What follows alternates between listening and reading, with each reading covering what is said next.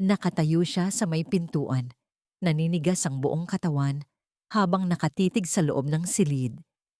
Hindi siya makapaniwala sa kanyang nakikita. Ang kanyang mga mata ay nanlalaki at ang kanyang puso ay kumalabog ng napakalakas sa loob ng kanyang dibdib na parang gusto nitong kumawala.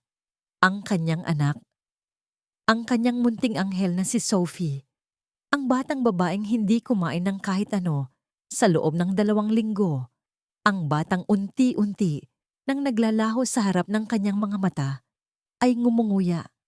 Dahan-dahang tinakpan ni James ang kanyang bibig gamit ang kanyang nanginginig na kamay upang pigilan ang paghikbi. Ang mga luha ay nagsimulang dumaloy sa kanyang pisngi nang walang tigil. Sa isip niya, paulit-ulit ang tanong na, paano? Paano ito nangyari? Ngunit bago natin marating ang himalang yon, kailangan nating bumalik sa simula. Sa panahon kung saan ang mundo ni James Oliver ay gumuho at nawalan ng kulay. Si James Oliver ay isang lalaking nasa kanya na ang lahat. Isa siyang bilyonaryo, iginagalang sa mundo ng negosyo, at kayang bilhin ang anumang bagay na isin ng kanyang puso. Ngunit 6 na buwan na ang nakalilipas, napatunayan sa kanya ng tadhana na may mga bagay na hindi kayang bayaran ng salapi. Nawala ang kanyang asawang si Catherine. Namatay si Catherine sa isang aksidente sa sasakyan.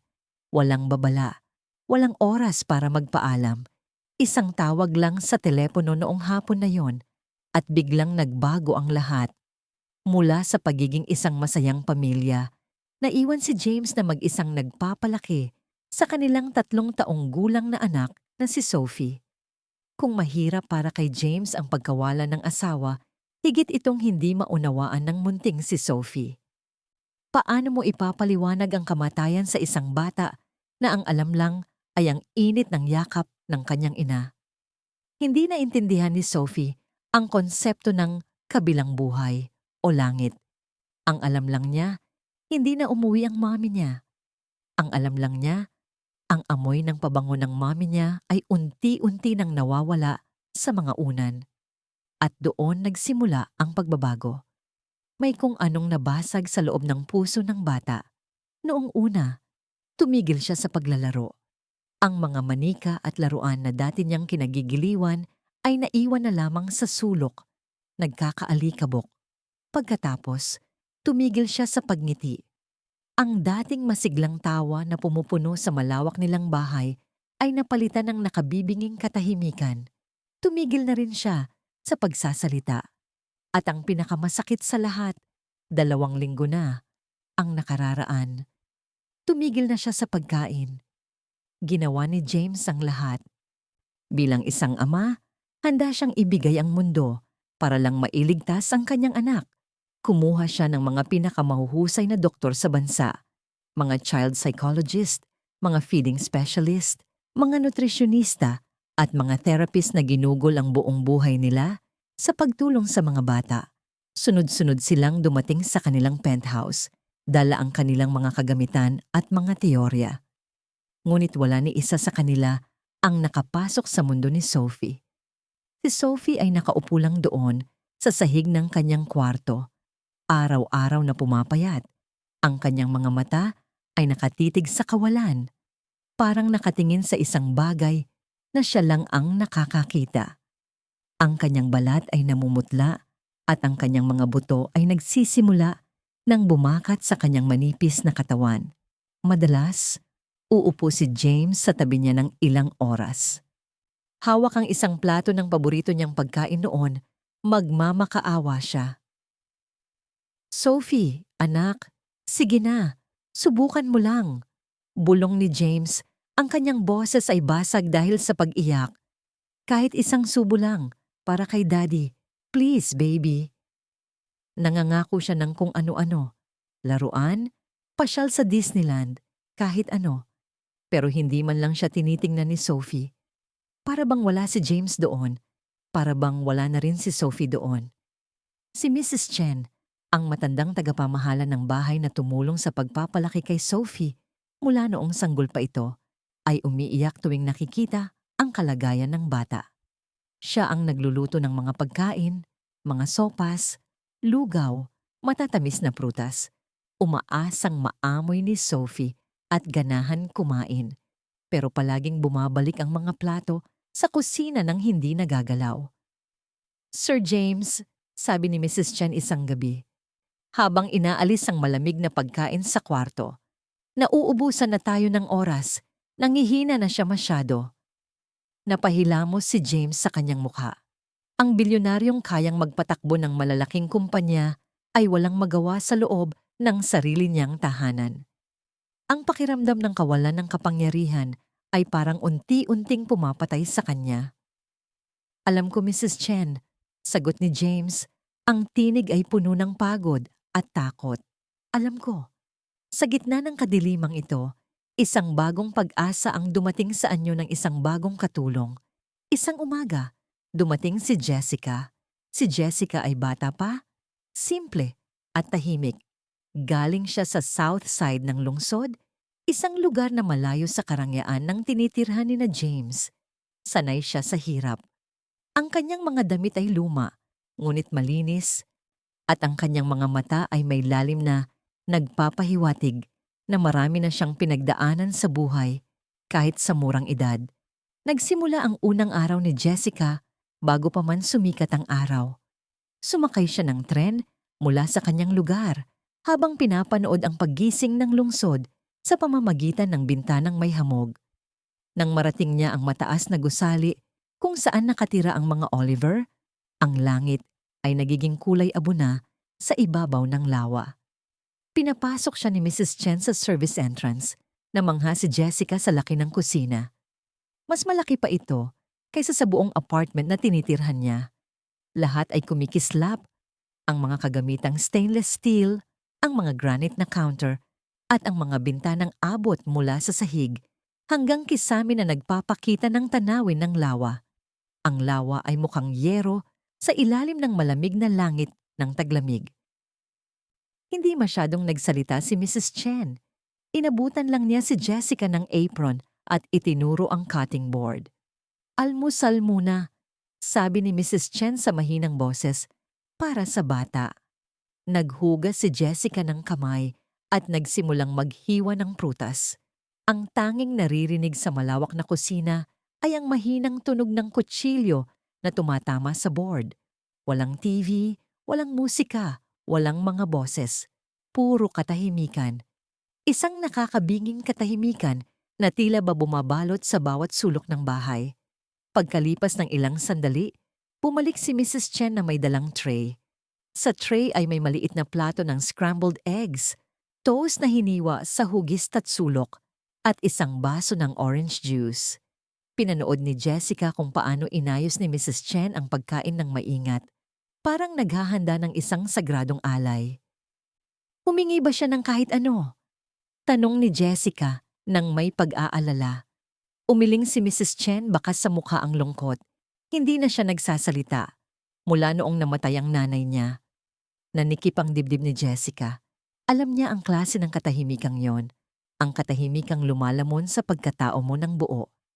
Kinuha ni Mrs. Chen ang tray at naglakad patungo sa hagdan. Ipinagpatuloy ni Jessica ang kanyang trabaho. Pero ang isip niya ay lumilipad sa batang nasa itaas. 15 minuto ang lumipas, bumalik si Mrs. Chen. Ang tray ay hawak pa rin niya. Ang pagkain ay hindi nagalaw, walang bawas. Ibinaba niya ito sa counter ng walang imik, pagkatapos ay lumakad papunta sa lababo at tumitig sa bintana. Pinunasan ni Jessica ang kanyang mga kamay.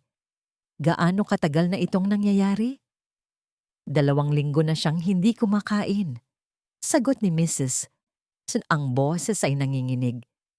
Pero ilang buwan na siyang parang nawawala sa sarili. Nawawala? Tanong ni Jessica. Humarap si Mrs. Chen sa kanya. Ang mga mata ay namumula. Makikita mo rin. Sa itaas, narinig nila ang pagbukas at pagsara ng pinto. Mabibigat na yapak ang narinig sa sahig sa itaas nila. Mabagal. Pagod.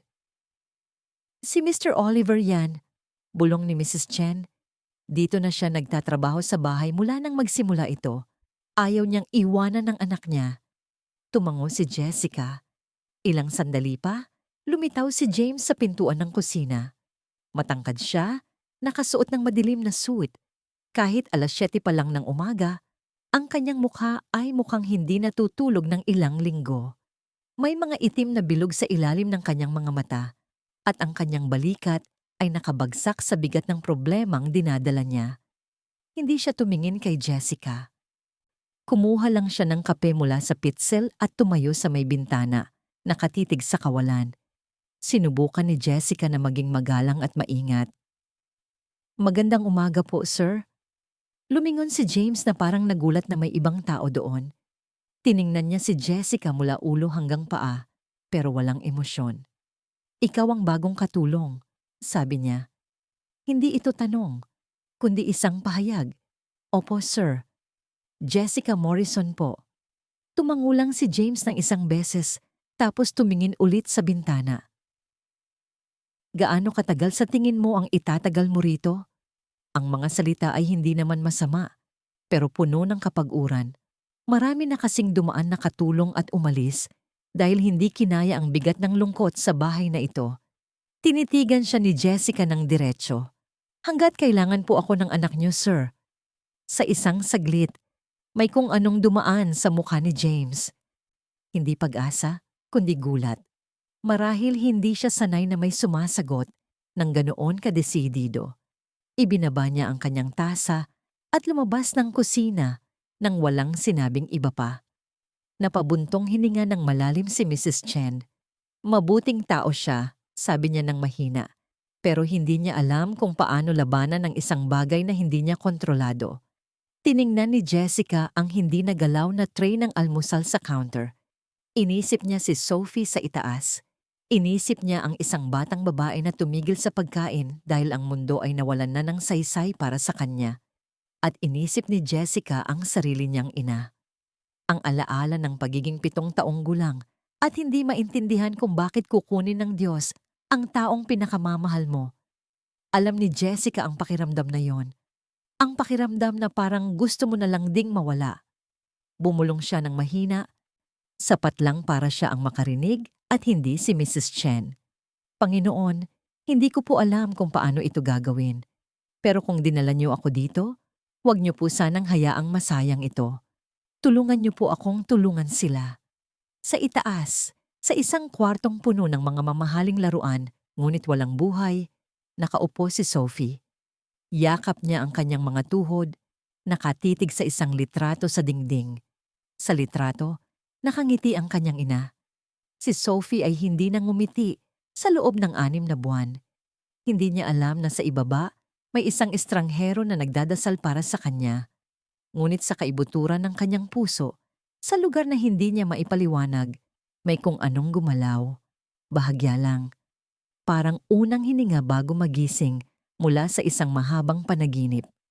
Ang hapon na yon ay magiging simula ng isang bagay na hindi inaasahan nina James, Mrs. Chen, at lalo na ni Sophie. Isang bagay na magsisimula sa simpleng pakikiramay at magtatapos sa isang himala. Ang buong umagang iyon ay ginugol ni Jessica sa pag-aaral sa ritmo ng bahay. O mas tamang sabihin, sa kawalan ng ritmo nito. Ang penthouse ay napakalaki at napakaganda, ngunit para itong isang museo na bawal galawin. Tahimik ang lahat. Walang radyo, walang telebisyon, walang tawanan. Ang tanging naririnig lamang ay ang paghigong ng hangin galing sa lawa na humahampas sa makakapal na salamin ng bintana. Upang libangin ang sarili at pigilan ang bigat na nararamdaman, pinanatiling abala ni Jessica ang kanyang mga kamay. Pinunasan niya ang mga counter na wala namang dumi. Inayos niya ang mga cabinet na nakahanay na ng perpekto ayon sa laki at kulay. Kinuskus niya ang mga kawali na kumikinang na sa linis. Ginawa niya ang lahat para lang huwag lumipad ang isip niya sa batang nasa itaas. Pero kahit anong gawin niya, nararamdaman niya ang bigat sa ikalawang palapag. Parang may magnet na humihila sa kanya paakyat. Bandang 10:00 ng umaga, bumaba muli si Mrs. Chen. Dala niya ang isa pang tray. Ang merienda na dapat ay para kay Sophie. Tulad ng almusal, hindi rin ito nagalaw. Tiningnan ni Jessica ang laman ng tray. Ang prutas ay nagsimula ng mangitim dahil sa hangin. Ang juice ay hindi nabawasan kahit isang patak. Tahimik na kinuha ni Mrs. Chen ang mga pagkain at itinapon ang mga ito sa basurahan. Ang tunog ng pagkain na bumabagsak sa plastic bag ay parang tunog ng pagkatalo. Ano po ang ginagawa niya sa maghapon? Hindi na napigilan ni Jessica na magtanong habang pinapanood ang matanda. Bumuntong hininga si Mrs. Chen. Bakas sa mukha ang matinding pagod. Nakaupo lang, nakatitig sa pader. Minsan, hawak niya ang litrato ng mommy niya. Iyon lang, walang kilos, walang salita. Nabasag ang boses ni Mrs. Chen. Parang hinihintay na lang niyang maubos ang hininga niya. Umaakyat po ba ang daddy niya? Oo, bawat ilang oras. Sagot ni Mrs. Chen habang naghuhugas ng pinggan. Kinakausap siya, binabasahan ng libro, nagmamakaawa. Pero umiling ang matanda. Para siyang hangin kay Sophie. Hindi siya sumasagot. Para bang wala na ang kaluluwa ng bata sa katawan niya? Nanikip ang lalamunan ni Jessica. Pamilyar sa kanya ang pakiramdam na yon. Iyon ang pakiramdam kung saan humihinga ka pa. Pero hindi ka na talaga buhay. Naghihintay ka na lang. Naghihintay na tumigil ang sakit o naghihintay na wala ka nang maramdaman kahit ano. Bumalik si Jessica sa lababo. Pilit na pinipigilan ng luha. Panginoon, bulong niya sa isip. Hindi ko alam kung anong gusto niyong gawin ko. Pero bigyan niyo po ako ng lakas. Nang sumapit ang tanghali, bumaba ulit si James. Iba ang kilos niya ngayon kumpara kaninang umaga. Kung kanina ay mukha siyang pagod, ngayon ay mukha siyang pasa ng buong daigdig. Mabibigat ang bawat hakbang. Ang kanyang mga balikat ay nakakuyom. Ang panga ay maigting. Tumayo siya sa counter, nakatitig sa kanyang cellphone, pero napansin ni Jessica na hindi naman siya nagbabasa. Ang screen ay madilim. Nakatulala lang siya sa refleksyon ng sarili niyang mukha sa itim na salamin.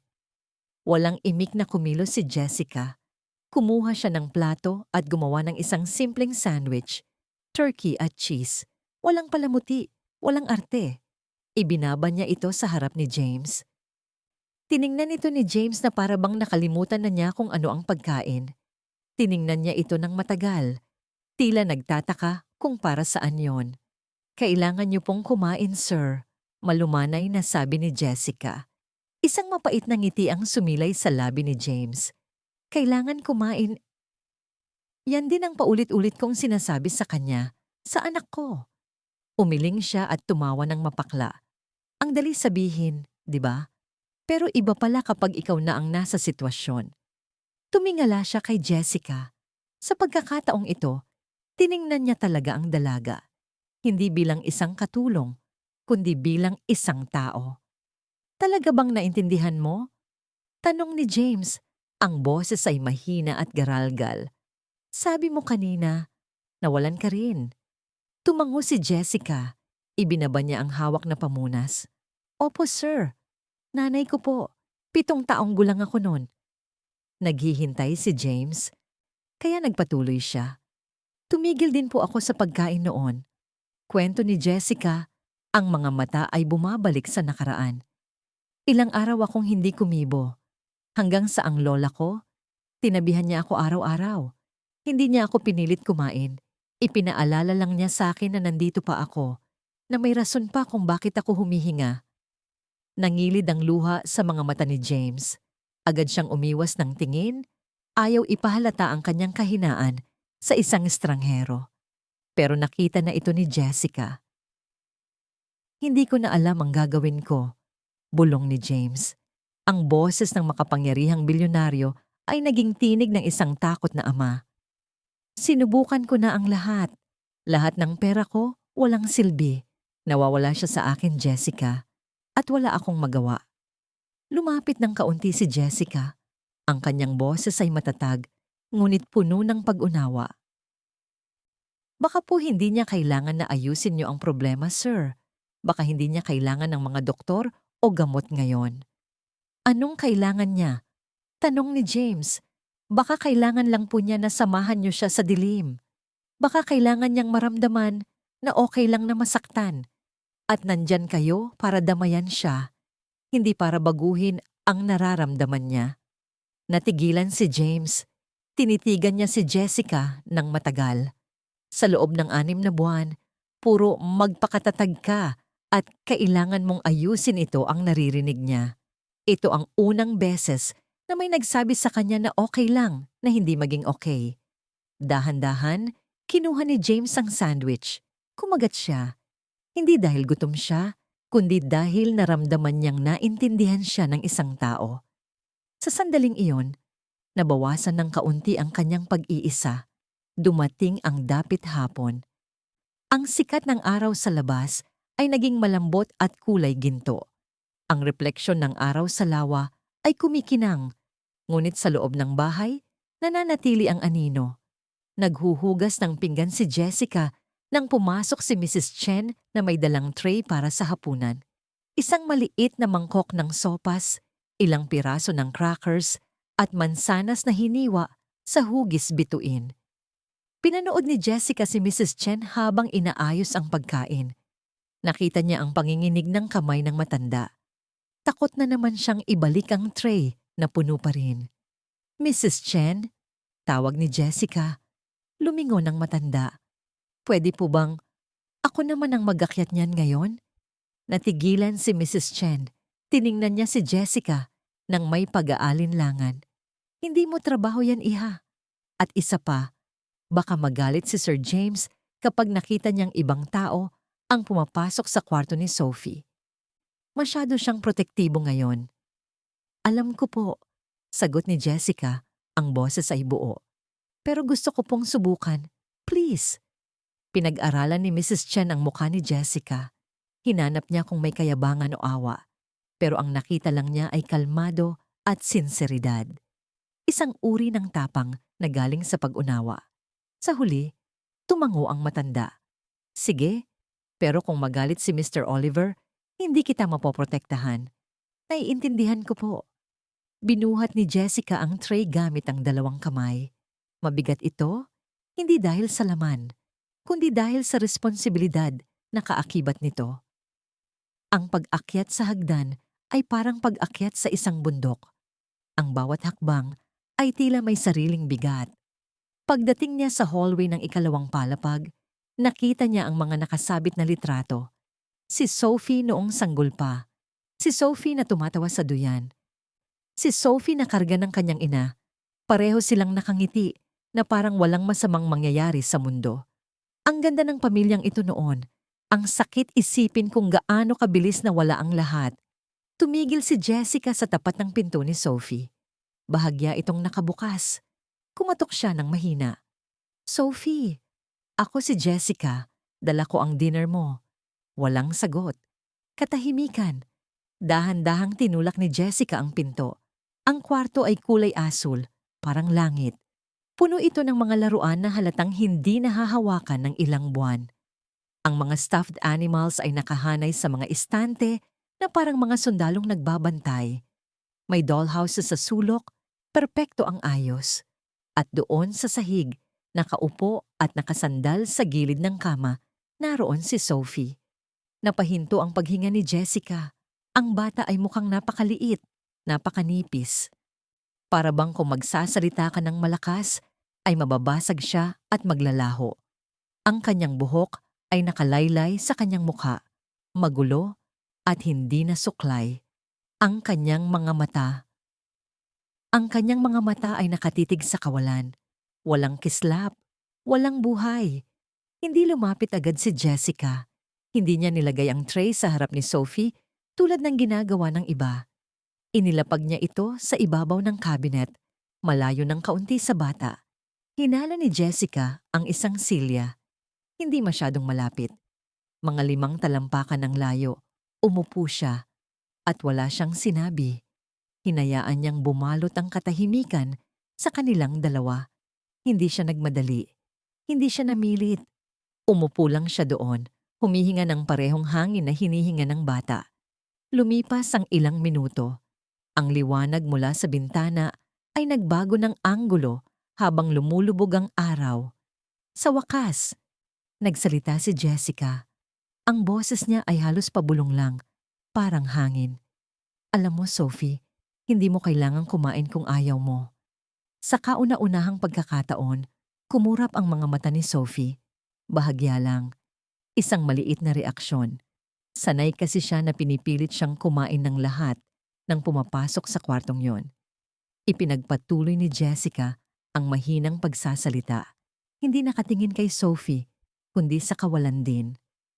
Sabi ng lola ko dati, kapag sobrang sakit ng puso mo, nag-iiba ang lasa ng pagkain. Parang buhangin sa bibig, parang abo. Parang mali ang pakiramdam na may laman ang tiyan mo habang ang puso mo naman ay walang laman. Dahan-dahang gumalaw ang ulo ni Sophie. Isang maliit na anggulo. Nakikinig siya. Nawala ang nanay ko noong 7 taong gulang ako. Pagpapatuloy ni Jessica. At sa pagkakataong ito, galing sa puso ang bawat salita. Pagkatapos niyang mamatay, ayoko na ring kumain. Wala na kasing saysay ang lahat. Iniisip ko noon, bakit pa ako kakain kung siya hindi na makakakain? Bakit pa ako hihinga kung siya hindi na humihinga? Katahimikan ulit. Mas mabigat ngayon, pero hindi na nakakatakot. Pagkatapos, isang tinig ang narinig. Sobrang hina. Parang kaluskos ng tuyong dahon na halos hindi marinig ni Jessica. Namatay ang mama mo? Napaluha si Jessica, pero pinigil niyang tumulo ito. Lumingon siya kay Sophie. Oo, baby. Namatay siya. Iniangat ni Sophie ang kanyang ulo ng kaunti pa. Tiningnan niya si Jessica. Talagang tiningnan. Hinahanap sa mukha ng dalaga kung nagsasabi ba ito ng totoo. Yung akin din, bulong ni Sophie. Tumango si Jessica ng dahan-dahan. Alam ko, sinabi sa akin ni Mrs. Chen, sorry. Sorry talaga sa nangyari. Nakatitig lang si Sophie sa kanya. Sa unang pagkakataon sa loob ng 2 linggo, may koneksyon, may nakaintindi. Masakit ba? Tanong ni Sophie.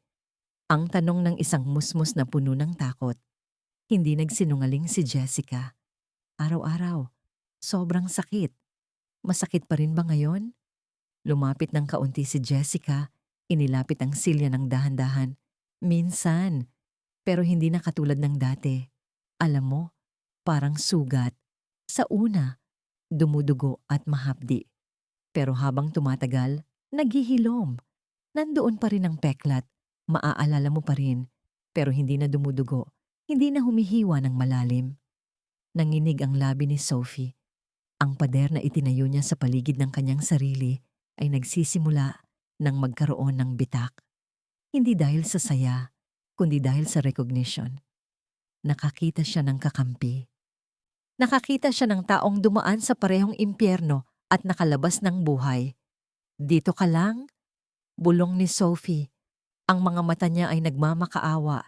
Nabasag ang boses ni Jessica nang sumagot siya. Dito lang ako, hanggat gusto mo. Sa labas ng pinto, nakatayo si Mrs. Chen. Nakatakip ang 2 kamay sa bibig at umaagos ang luha sa kanyang mukha. Hindi siya makapaniwala sa naririnig niya. Nagsasalita si Sophie at sa ibaba, sa kanyang opisina, nakaupo si James sa dilim. Hindi niya alam na sa itaas, ang kanyang anak na babae ay nagsisimula ng bumalik sa mundo. Hindi nakatulog si Jessica ng gabing iyon. Paulit-ulit sa isip niya ang mukha ni Sophie. Ang guwang sa mga mata nito. Ang paraan ng pagbulong niya ng yung akin din. Para bang isang malaking sikreto ang pagkamatay ng nanay niya na siya lang ang nagdadala. Kinabukasan, dumating si Jessica bago pa sumikat ang araw. Madilim pa ang lungsod. Ang mga ilaw sa kalsada ay tumatama sa basang semento. Pumasok siya sa service entrance at tumayo sa gitna ng tahimik na kusina. Naisip niya ang lahat ng mamahaling pagkain na itinapon. Ang lahat ng masusustansyang meal plan na ginawa ng mga doktor. Mali ang ginagawa nila. Bulong ni Jessica sa sarili. Hindi niya kailangan ng nutrients. Kailangan niya ng bahay. Binuksan ni Jessica ang malaking refrigerator. Nilampasan niya ang mga imported na keso, ang mga organic na gulay, at ang mga mamahaling karne. Hinanap niya ang mga simpleng bagay, puting tinapay, mantikilya, at processed cheese na nakabalot sa plastic. Narinig niya ang mga yapak sa likod niya. Si Mrs. Chen, "Ang aga mo." Gulat na bati ng matanda. "Hindi ako makatulog," sagot ni Jessica. Tiningnan ni Mrs. Chen ang mga hawak ni Jessica. "Anong gagawin mo diyan?" Inilapag ni Jessica ang tinapay sa counter. "Noong sinusubukang tulungan ako ng lola ko pagkatapos mamatay ng nanay ko, hindi siya nagluto ng steak o fancy na pagkain. Ipinagluto niya ako ng grilled cheese, tinapay, mantikilya, at keso lang. Walang espesyal." Lumambot ang mukha ni Mrs. Chen. May dumaan na alaala sa kanyang mga mata. Iyan, iyan ang madalas kong lutuin para kay Sophie noon. Bago mangyari ang aksidente, bago gumuho ang lahat. Tumango si Jessica, nagniningning ang mga mata. Kung ganoon, baka yan ang kailangan niya. Hindi pagkain na perpekto, kundi pagkain na lasang tahanan. Binuksan ni Jessica ang kalan. Ang amoy ng natutunaw na mantikilya ay nagsimulang kumalat sa kusina. Mainit, simple, totoo. Ito ang plano. Isang simpleng grilled cheese sandwich para iligtas ang isang buhay. Pero bago pa man mailagay ni Jessica ang sandwich sa plato, narinig nila ang mabibigat na yapak sa hagdan. Papababa si James Oliver. At sa hitsura ng mukha nito, mukhang hindi siya sasang-ayon sa planong ito. Mabigat ang mga yabag na papalapit sa kusina. Ang bawat hakbang ay tila may dalang babala. Si James Oliver ay nakatayo sa may pintuan. Nakasuot siya ng pang-jogging, ang kanyang buhok ay basa pa ng pawis, at ang kanyang mukha ay salubong ang kilay. Tumigil siya nang maamoy niya ang niluluto ni Jessica. Ang amoy ng mantikilya at tustang tinapay ay pumuno sa hangin. Amoy na masyadong karaniwan para sa bahay na ito. Tiningnan niya ang kawali kung saan lumalangoy sa mantikilya ang tinapay. "Ano yan?" Matigas na tanong ni James. Ang boses niya ay mababa pero puno ng awtoridad. Hindi natinag si Jessica.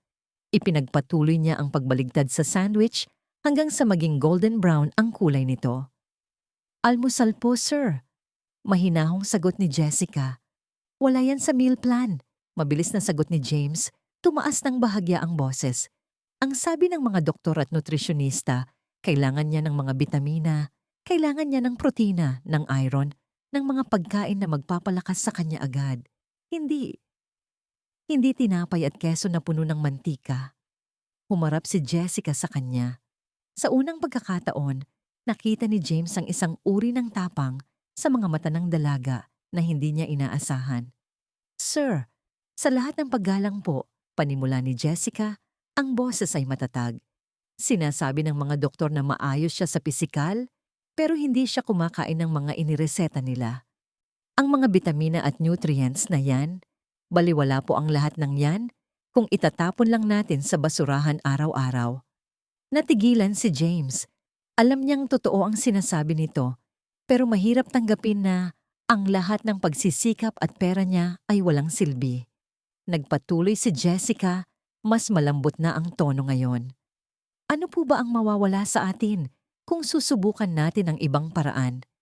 Isang sandwich lang po ito, sir. Pero baka ito ang sandwich na magpapaalala sa kanya na masarap pa ring mabuhay." Tinitigan siya ni James. Nakita ni Jessica ang pakikipagtalo sa loob ng isip ng bilyonaryo. Ang bahagi nito na gustong maging kontrolado ang lahat ay gustong sumigaw. Gustong ipatigil ang kalokohang ito. Pero ang bahagi nito na isang amang desperado, ang amang nakapanood sa unti-unting paglaho ng anak sa loob ng 2 linggo, ay handang kumapit sa kahit anong patalim. Bumuntong hininga si James, isang tunog ng pagsuko. "Kapag hindi ito gumana," banta ni James, pero mahina na ang boses niya.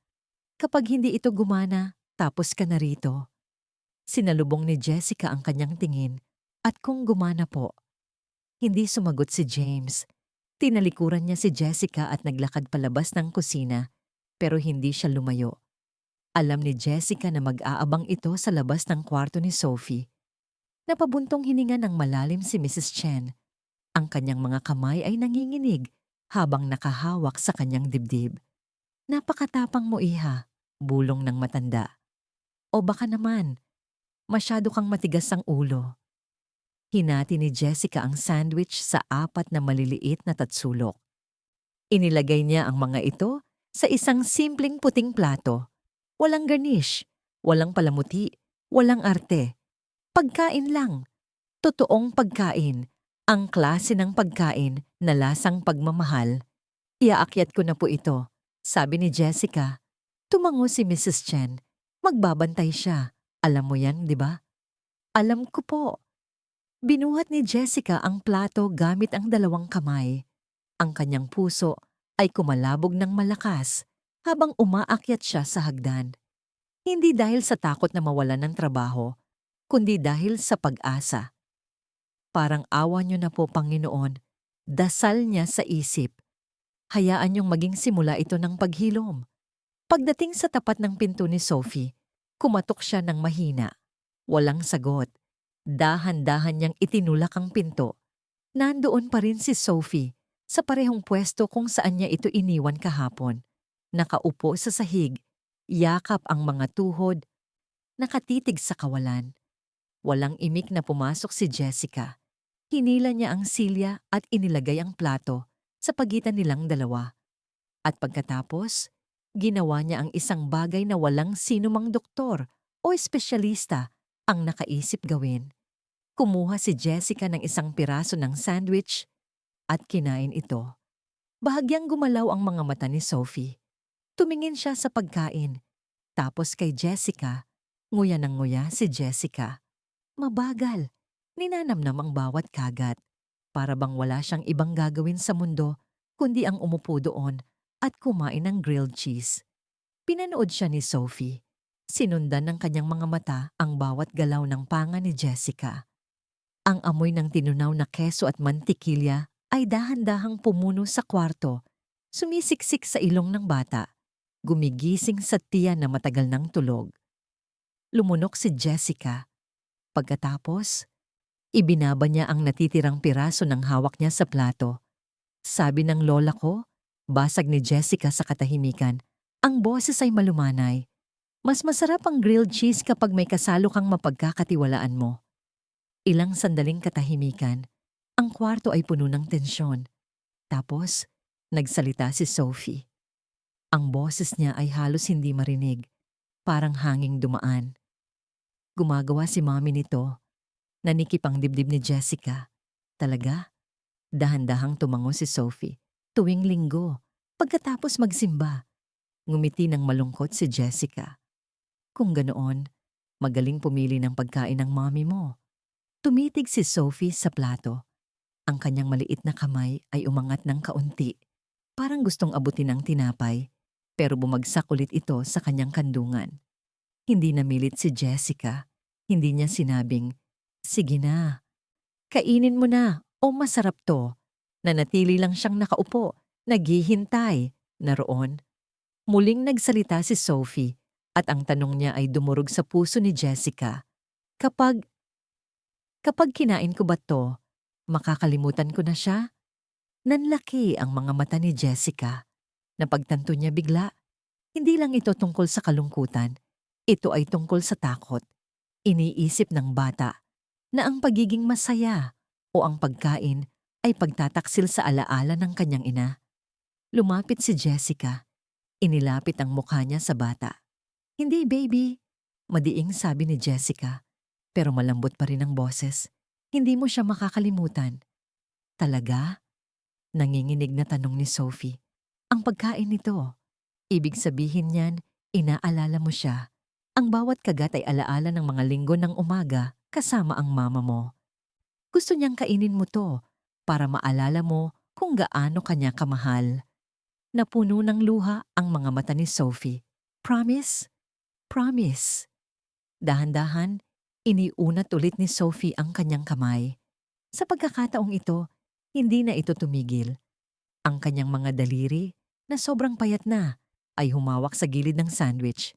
Binuhat niya ito papalapit sa kanyang mukha. Inamoy niya ito. Pumikit siya at tumulo ang luha sa kanyang mga pisngi. Bumulong si Jessica. Okay lang umiyak, Sophie. Okay lang.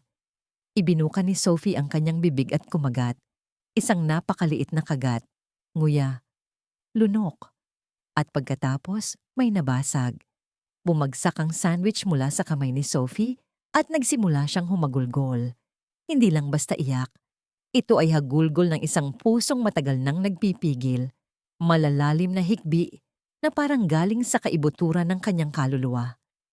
Ang sakit na naipon ng 6 na buwan ay biglang lumabas lahat. Agad na kumilos si Jessica.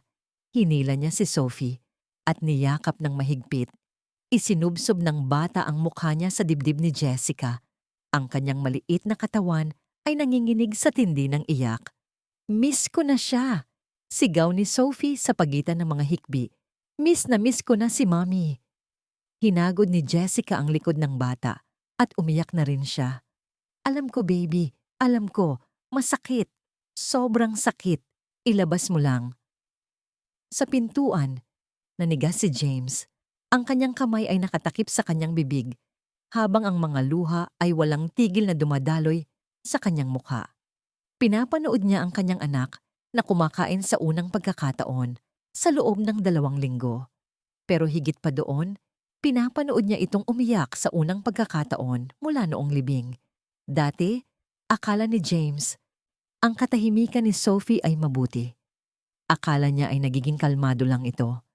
Pero ngayon, naiintindihan na niya. Ang katahimikan ay ang pagkalunod ng kanyang anak. At ito, ang pag-iyak na ito, ang paghagulgol na ito, ito ang pag-ahon niya sa tubig para makahinga muli. Humakbang si James papasok sa kwarto. Nakita siya ni Sophie sa gitna ng kanyang mga luha. Daddy, bumagsak si James sa kanyang mga tuhod sa tabi nila. Ang kanyang boses ay basag na basag. Nandito ako, anak. Nandito si Daddy. Inabot siya ni Sophie gamit ang kanyang libreng kamay. Ang kamay na hindi hawak ang sandwich. Agad itong hinawakan ni James. Hinalikan niya ang maliliit na daliri ng bata ng paulit-ulit. Tila sinusubukang bawiin ang lahat ng oras na hindi niya ito nahawakan. Kumakain na ako, Daddy. Bulong ni Sophie sa pagitan ng hikbi. Gaya ng gusto ni Mommy, hindi makapagsalita si James. Tumango lang siya ng tumango, habang ang mga luha ay pumapatak sa kamay ng anak niya. Tumingin si Sophie sa sandwich, tapos kay Jessica at kumagat ulit. Tapos isa pa. Bawat kagat ay isang desisyon. Bawat kagat ay nagsasabing, nandito pa ako. Sa labas ng pasilyo, nakatayo si Mrs. Chen, nakahawak ang 2 kamay sa puso. Pinapanood ang imposibleng mangyari. Ang batang unti-unti nang naglalaho ay bumabalik na. Hindi biglaan, kundi kagat-kagat, hininga-hininga. Naubos ni Sophie ang 2 tatsulok ng tinapay, ang kanyang unang pagkain sa loob ng 14 na araw. Mukha siyang pagod na pagod. Ang kanyang mga mata ay mapula at namamaga. Pero may kakaiba na sa mga ito ngayon. May buhay. Sumandal siya kay Jessica, ang kanyang munting boses ay bumasag sa katahimikan. Miss Jessica? Yes? Baby, pwede ba tayong kumain nito tuwing linggo? Nagpakawala si James ng isang tunog na nasa pagitan ng tawa at iyak. Tuwing linggo, anak. Pangako. Kahit anong gusto mo. Bumulong si Jessica, mahina na sapat lang para marinig ng hangin. Salamat po, Diyos ko. Ngunit kahit sa sandaling yun ng tagumpay, may isang tanong na nananatiling nakabitin sa ere. Kumakain na si Sophie? Oo. Pero hindi pa nila naiintindihan kung bakit siya tumigil. Isang oras ang lumipas, nakatake na si Sophie sa kanyang kama. Ang kanyang mga mata ay mabigat na, pagod sa emosyon at sa laman ng tiyan na matagal nang walang laman. Nakaupo si Jessica sa silya sa tabi ng kama, hawak ang maliit na kamay ng bata. Si James naman ay nakatayo sa may bintana, nakatalikod sa kanila. Nanginginig ang kanyang mga balikat. Ang kwarto ay tahimik, liban sa mahinang paghinga ni Sophie. Akala nila ay tulog na ito, ngunit bigla, Isang boses na sobrang hina ang bumasag sa katahimikan. "Miss Jessica?" "Yes, baby?" Sagot ni Jessica, humigpit ang hawak sa kamay ng bata. "Bakit po?" Tumigil si Sophie saglit, parang nag-iisip. Bakit po pinipilit ng mga doktor na gumaling ako? Kahit ayoko naman pong gumaling. Nanigas ang hangin sa loob ng kwarto. Dahan-dahang humarap si James mula sa bintana. Ang puso ni Jessica ay parang tumigil sa pagtibok. "Anong ibig mong sabihin, sweetie?" Tanong ni Jessica. Pinipilit na maging kalmado ang boses kahit nanginginig siya sa loob. Ang sagot ni Sophie ay simple, inosente, at tumagos sa puso nilang lahat na parang patalim. "Gusto ko po kasing pumunta kay mommy." Hindi makahinga si Jessica. Napahawak si James sa pader para hindi matumba. Humakbang siya palapit. Ang kanyang mukha ay puno ng takot. "Sophie, anong sinasabi mo?" Garalgal na tanong ni James. Tumingin si Sophie sa ama gamit ang kanyang malalaki at inosenteng mata. "Sabi ni Lola, nasa langit na si Mommy. Kaya naisip ko po, kapag tumigil ako sa pagkain, mapupunta na rin ako doon. Makakasama ko na ulit siya." Ang mga salita ay naiwan sa ere na parang basag na salamin. Gumawa ng tunog si James, isang ungol ng hayop na nasugatan, at tinakpan ang kanyang mukha. Napaluhod siya sa sahig. Ang katotohanan ay dumurog sa kanya. Ang kanyang anak, ang kanyang 3 taong gulang na anak, ay sinubukang magpakamatay sa paraang alam niya dahil sa sobrang pangungulila. Pinigil ni Jessica ang kanyang luha. Kailangan niyang maging matatag para sa bata. "Oh, Sophie." "Sinubukan ko naman po." Bulong ni Sophie. Tumutulo na naman ang luha. "Pero masakit. Masakit po ang tiyan ko at masakit ang ulo ko. Sobrang pagod ko na po. Pero iniisip ko, konting tiis na lang, makikita ko na siya." Gumapang si James palapit sa kama at niyakap ang mga binti ng anak niya. "Baby," hikbi niya, "bakit hindi mo sinabi kay Daddy?" Nanginig ang labi ni Sophie. At dito, binitiwan niya ang pangalawang bomba na dudurog kay James. "Lagi po kasi kayong malungkot, Daddy. Lagi kayong nagtatrabaho. At kapag umuuwi kayo, kapag tinitingnan niyo ako, parang lalo kayong lumulungkot." Ang mga salita ay mas masakit pa sa anumang sampal. "Hindi," bulong ni James. "Hindi, anak. Hindi totoo yan. Pagkatapos mamatay ni Mommy, hindi niyo na ako binabasahan ng libro." Patuloy ni Sophie, ang boses ay basag. "Hindi niyo na ako hinihele. Nandito kayo sa bahay pero wala kayo dito. Akala ko po, akala ko ayaw niyo na sa akin." Hinila ni James si Sophie at niyakap ng mahigpit. Ang buong katawan ng bilyonaryo ay nanginginig sa iyak. "Diyos ko, hindi. Baby, hindi. Gusto kita. Mahal na mahal kita. Sobrang natakot lang ako." "Saan po?" tanong ng bata. "Natakot akong mawala ka rin, gaya ng pagkawala ng mommy mo?" Paliwanag ni James. Ang luha ay bumabasa sa buhok ni Sophie. "Kaya nagtrabaho ako. Naging busy ako. Sinabi ko sa sarili ko, kung maibibigay ko ang lahat ng kailangan mo, pinakamagaling na doktor, pinakamagandang gamit, maliligtas kita." Pero hindi ko naintindihan. Hindi niya natapos ang sasabihin. Hinawakan ni Sophie ang basang pisngi ng ama. "Iniwan niyo ako mag-isa, Daddy." Humagulgol si James sa leeg ng anak. "Alam ko. Patawarin mo ako. Patawarin mo si Daddy. Sorry. Sorry talaga." Nakatutulala si Jessica habang umiiyak. Ito ang dahilan. Hindi depression, hindi sakit sa katawan. Isang bata na sinusubukang lutasin ang kalungkutan sa nag-iisang paraan na naiintindihan niya. "Kung wala na si Mommy, aalis na rin ako." Kumalas si Sophie sa yakap at tiningnan ng ama. "Aalis po ba ulit kayo?" Hinawakan ni James ang maliliit na kamay ng anak. "Hindi na. Hinding-hindi na. Pangako yan, sweetheart. Never again." "Promise?" "Promise." Lumingon si Sophie kay Jessica. Puno ng tanong ang mga mata nito. "Miss Jessica, sa tingin niyo po ba, gusto ni Mommy na kasama niya ako sa heaven?" Nanginig ang boses ni Jessica, pero alam niya ang sagot. Ito ang pinakamahalagang sagot na ibibigay niya. Hindi, baby. Sa tingin ko, pinapanood ka ng mama mo mula sa langit ngayon. At alam mo ba kung anong gusto niya? Ano po? Gusto niyang manatili ka rito. Gusto niyang lumaki ka. Gusto niyang tumawa ka, maglaro, at kumain ng grilled cheese tuwing linggo. Lumapit si Jessica at hinaplos ang buhok ng bata. Gusto niyang mabuhay ka ng masaya at mahaba. Kasi yun ang pangarap ng lahat ng nanay para sa mga anak nila. Muling nangilid ang luha ni Sophie. Pero miss ko na siya. Alam ko. At lagi mo siyang mamimiss, pero pwede mong gawin ang dalawang bagay ng sabay. Pwede mo siyang mamiss at pwede ka ring maging masaya dito kasama si Daddy. Tumahimik si Sophie ng matagal.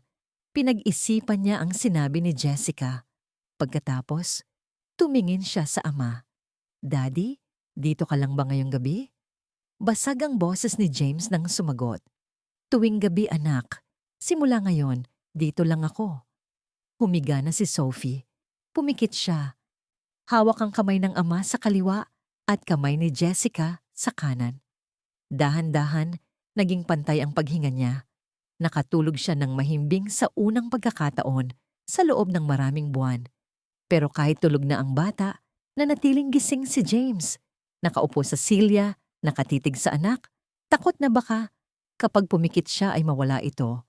Ang tanong ay umiikot sa isip niya. Gaano kami kalapit sa tuluyang pagkawala niya?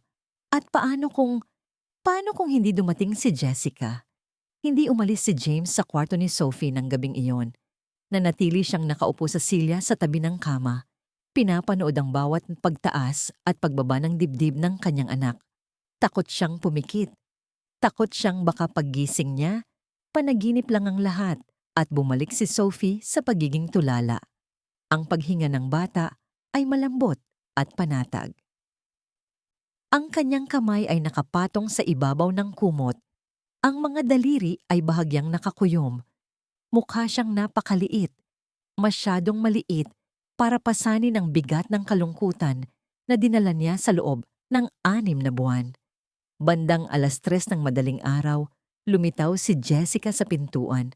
May dala siyang isang tasa ng mainit na kape. Hindi siya nagsalita. Tahimik niyang ipinatong ang tasa sa nightstand at akmang tatalikod na para umalis. Sandali! Bulong ni James. Huminto si Jessica. Tumingin si James sa kanya sa gitna ng madilim na kwarto na naiilawan lang ng ilaw mula sa hallway. Ang mga mata ng bilyonaryo ay mapula at pagod, pero malinaw ang isip. Paano mo nalaman? Tanong niya. Ang alin po? Kung ano ang kailangan niya, kung ano ang kailangan naming lahat. Nanatiling tahimik si Jessica saglit. Tiningnan niya si Sophie. Hindi ko po alam. Sir, naalala ko lang kung ano ang pakiramdam ng maging ganoon kaiisa. Nabasag ang boses ni James. Hinayaan ko siyang mag-isa. Pinabayaan ko ang sarili kong anak. Nalulunod ka rin kasi, sagot ni Jessica nang mahina. Hindi yun sapat na dahilan. Mariing sagot ni James. Idiniin niya ang kanyang mga palad sa kanyang mga mata. Jessica, inisip niya na hindi ko na siya gusto.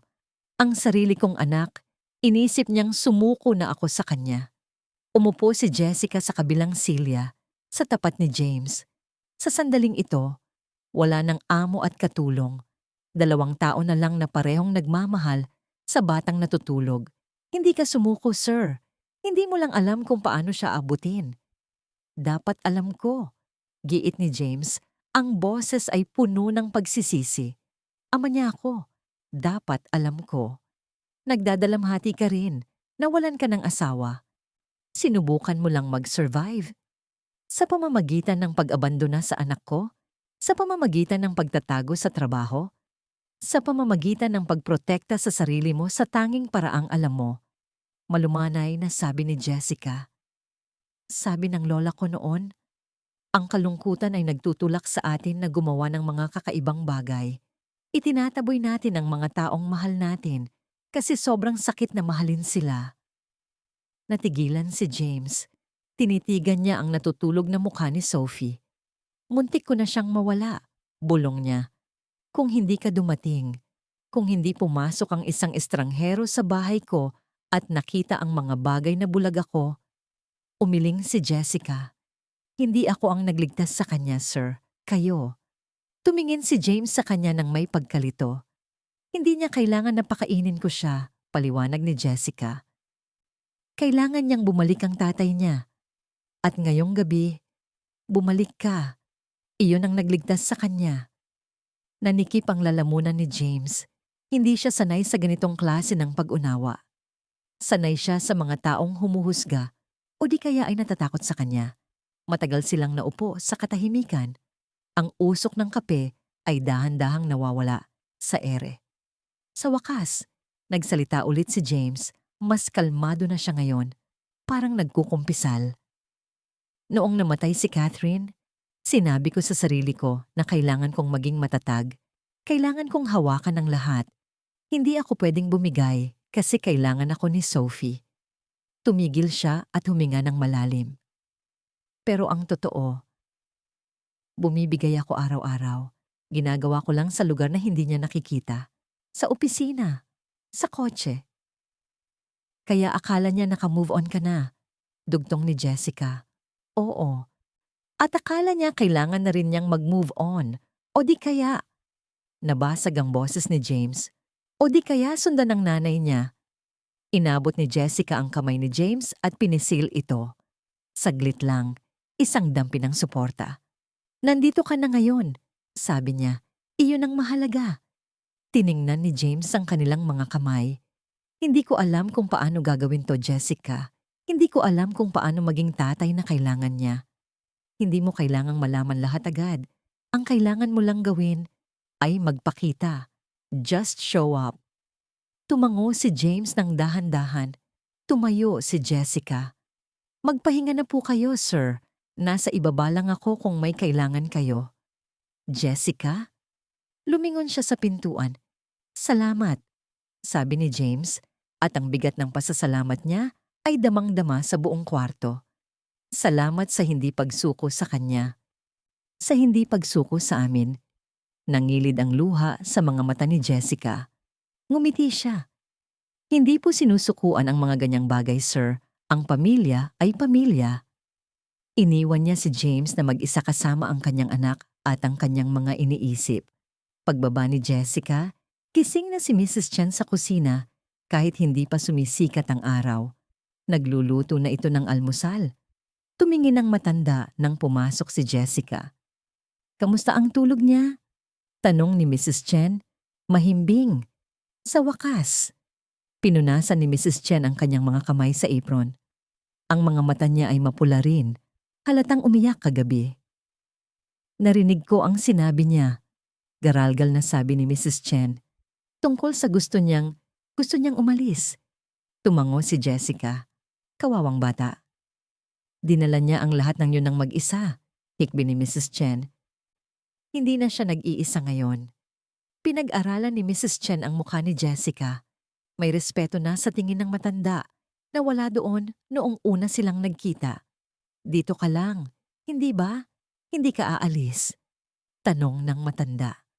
Kung tatanggapin nila ako, sagot ni Jessica, kailangan kanila. Silang dalawa. Tumingin si Jessica sa malaking bintana. Ang langit sa labas ay nagsisimula nang magbago ng kulay.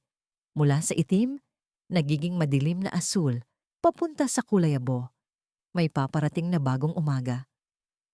Kailangan natin ang isa't isa, mahinang sabi ni Jessica. Sa itaas, nakatulog na rin sa wakas si James sa silya. Ang kanyang kamay ay nakahawak sa gilid ng unan ni Sophie. At sa unang pagkakataon sa loob ng maraming buwan, wala ni isa sa kanila ang nag-iisa sa kanilang pagdadalamhati. Ang umaga ay magdadala ng isang bagong simula. Isang bagay na marupok. Pero totoo, isang bagay na mukhang pag-asa. Lumipas ang 3 linggo. Nagbago ang lahat sa penthouse. Hindi ang mga pader o kasangkapan, kundi ang buhay sa loob nito. Kumakain na si Sophie ng bawat meal. Maliit lang sa simula, pero unti-unting dumami. Bumalik ang kulay sa kanyang mga pisngi. Bumalik ang kislap sa kanyang mga mata. Nagsimula na ulit siyang magsalita, magtanong ng bakit sa lahat ng bagay at humagikgik sa mga simpleng biro. Ang bahay na dating parang sementeryo ay nagsimula ng maging tahanan. Nagbago rin si James. Tumigil siya sa pagtatrabaho ng 16 oras kada araw. Umuuwi siya para sa hapunan. Gabi-gabi, binabasahan niya si Sophie. Bago matulog, hinihili at nananatili hanggang sa makatulog ang bata. At tuwing linggo, may ritual sila. Tatayo si Sophie sa step stool sa counter. Siya ang tagapahid ng mantikilya sa tinapay habang inaalalayan siya ni Jessica. Si James naman ang nasa kalan, nagbabaligtad ng mga sandwich na parang yun ang pinakaimportanteng trabaho niya sa buong mundo. Kakain sila sa mesa sa kusina, hindi sa formal na dining room na hindi naman nila ginagamit. Kundi doon lang, silang tatlo. Nagtatawanan, nagkukwentuhan. Isang linggo, mga isang buwan matapos ang insidente, tumigil si Sophie sa pagkain at tumingin kay Jessica. Miss Jessica, yes baby? Pwede po ba akong magtanong? Kahit ano. Humina ang boses ni Sophie. Sa tingin niyo po ba, friends na ang mommy ko at mama mo sa heaven? Nanikip ang dibdib ni Jessica pero napangiti siya. Sa tingin ko, best friends na sila. Ngumiti si Sophie ng malaki. Good. Eddie hindi na sila malungkot. Nangilid ang luha ni James. Pero ngumiti rin siya. Pagkatapos ng almusal, naglakad sila papunta sa parke na ilang blok lang ang layo. Malamig ang hangin pero maliwanag ang araw. Tumakbo si Sophie papunta sa duyan. Ang kanyang tawa ay umaalingaw-ngaw sa palaruan. Naglakad sina James at Jessica sa likuran niya. Pinapanood ang bata. Hindi ko alam kung paano kita pasasalamatan. Basag ni James sa katahimikan. Umiling si Jessica. Hindi mo kailangan magpasalamat. Ibinalik mo sa akin ang anak ko. Hindi naman siya nawala, sir. Naghihintay lang siya na umuwi ka. Tumigil si James sa paglalakad at humarap kay Jessica. Hindi ka na lang basta katulong o caregiver ni Sophie. Alam mo yan, di ba? Sinalubong ni Jessica ang tingin niya. Alam ko po. Pamilya ka na namin, sabi ni James. Nabasag ang puso ni Jessica sa tuwa. Pamilya. Tumayo sila doon saglit. Pinapanood si Sophie na dumuduyan ng mas mataas. Ang saya ng bata ay pumupuno sa espasyo sa pagitan nilang dalawa. Ang sugat ay naghihilom na. Pero hindi nila alam, may isa pang kabanata ang kwentong ito. Isang pag-ibig na uusbong mula sa pagkakaibigan at isang drawing na gagawin ni Sophie na magpapatunay na ang himala ay hindi natatapos sa isang grilled cheese sandwich. Gabing iyon, matapos masigurong mahimbing na ang tulog ni Sophie, bumaba si James sa kusina. Naabutan niya si Jessica sa may lababo. Nagpupunas ito ng mga platito habang mahinang humuhuni ng isang kanta. Ang ilaw sa kusina ay dim at ang liwanag mula sa labas ng lungsod ay tumatagos sa malalaking bintana na nagbibigay ng malambot na anino sa paligid. Tumigil si James sa may pintuan. Pinanood niya si Jessica. Sa loob ng ilang buwan, ang babaeng ito ay naging sentro ng buhay nila. Hindi lang siya tagaluto o tagaalaga. Siya ang ilaw na nagtaboy sa dilim ng bahay na ito. Jessica! Tawag niya ng mahina. Napapitlag si Jessica at lumingon.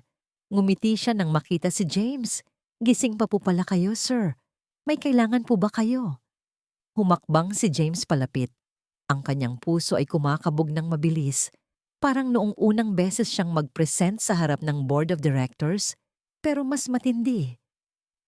Gusto sana kitang makausap, sabi niya. Tungkol sa lahat. Pinatay ni Jessica ang gripo at pinunasan ang kanyang mga kamay. May problema po ba? Tungkol po ba kay Sophie? Hindi. Mabilis na sagot ni James. Wala itong kinalaman kay Sophie. O siguro, meron din. Pero tungkol ito sa atin. Natigilan si Jessica. Sa atin. Huminga ng malalim si James. Sa nakalipas na mga buwan, Habang pinapanood kitang kasama ang anak ko, habang nakikita ko kung paano mo binago ang lahat dito, na-realize ko ang isang bagay. Tumigil siya saglit. Tinitigan si Jessica sa mga mata. Nahuhulog na ako sa'yo, Jessica. Ang mga salita ay naiwan sa ere. Nanlaki ang mga mata ni Jessica. Ang kanyang mga labi ay bahagyang bumuka, pero walang lumabas na salita. Nagpatuloy si James, mabilis at ninenerbiyos. Makinig ka. Hindi ako humihingi ng kapalit.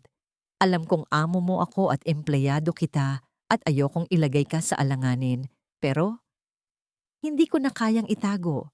Binigyan mo kami ni Sophie ng higit pa sa serbisyo. Binigyan mo kami ng buhay. At sa proseso, tinuruan mo akong magmahal ulit.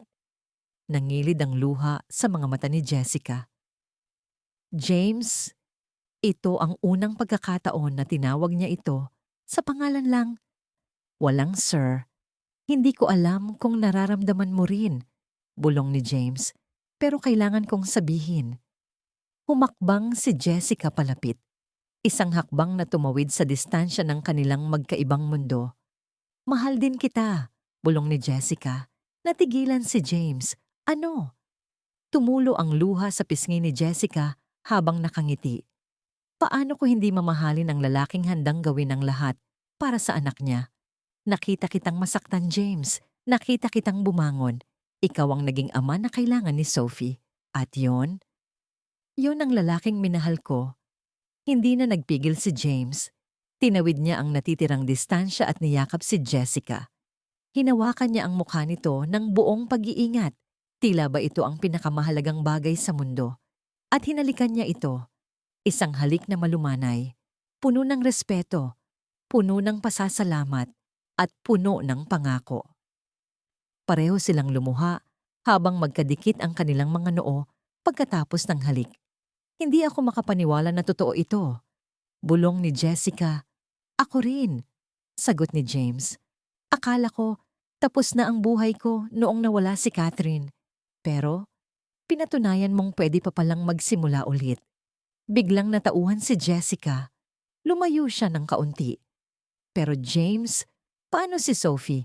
Ano ang sasabihin natin sa kanya? Bata pa siya. Baka hindi niya maintindihan. Baka isipin niya na pinapalitan natin ang mommy niya. Hinawakan ni James ang mga kamay ni Jessica. Sasabihin natin ang totoo. Na minsan, pagkatapos ng pagkawala, ang pag-ibig ay humahanap ng paraan pabalik. Sa tingin mo, maiintindihan niya? Tumingin si Jessica sa itaas kung saan natutulog ang bata. Matalino si Sophie. Sa tingin ko, alam na niya bago pa man natin aminin sa sarili natin. Kinabukasan, linggo ng umaga, pumasok si Sophie sa kusina, nagulo-gulo pa ang buhok at kinukusot ang mga mata. Naabutan niya sina James at Jessica na nagluluto ng pancakes. Magkatabi sila. At sa unang pagkakataon, nakita ni Sophie na magkahawak kamay ang daddy niya at si Miss Jessica habang naghihintay na maluto ang pancake. Umakyat si Sophie sa kanyang stool at pinanood sila ng tahimik. Napansin siya ni James. Good morning, princess. Good morning, baby. Bati ni Jessica, medyo namumula ang pisngi at bumitaw sa kamay ni James. Tinitigan sila ni Sophie. Seryoso ang mukha ng bata. Tumingin siya sa daddy niya, tapos kay Jessica, tapos sa mga kamay nila. Gamit ang karunungan na tanging mga bata lang ang mayroon, nagtanong siya. Magpapakasal na po ba kayo? Nagkatinginan sina James at Jessica at sabay na natawa sa gulat. Lumuhod si James sa tabi ng upuan ni Sophie para maging kapantay ito. Anak, napag-usapan namin ni Miss Jessica na love namin ang isa't isa at gusto naming maging pamilya. Okay lang ba yun sa'yo? Nag-isip si Sophie ng malalim. Kumunot ang noo niya. Tila ba nagdedesisyon sa kapalaran ng buong mundo? Kinabahan si Jessica. Sabi ni Sophie. Papayag lang ako sa isang kondisyon. Ano yon? Tanong ni Jessica. Tumingin si Sophie ng diretso sa mata ni Jessica. Basta may grilled cheese pa rin tuwing linggo? Forever? Napangiti si Jessica ng napakalawak. Forever and always, baby. Tumango si Sophie ng masigla. Okay, payag na ako. Tumalon siya pababa ng upuan at niyakap silang dalawa. Sa sandaling yon, sa kusinang puno ng amoy ng pancakes at sinag ng araw, may isang bagong pamilyang nabuo. Pero may isa pang bagay na kailangang mangyari. Ang pinakahuling senyales na tanggap na talaga ni Sophie ang lahat. Pagkalipas ng 6 na buwan, si Sophie ay nagdiwang ng kanyang ika-4 na kaarawan. Simple lang ang handaan. Kaming 3 lang at si Mrs. Chen. Pagkatapos ng kainan, umakyat si Sophie sa kandungan ni Jessica. Miss Jessica? Yes, baby? May ginawa po ako para sa'yo.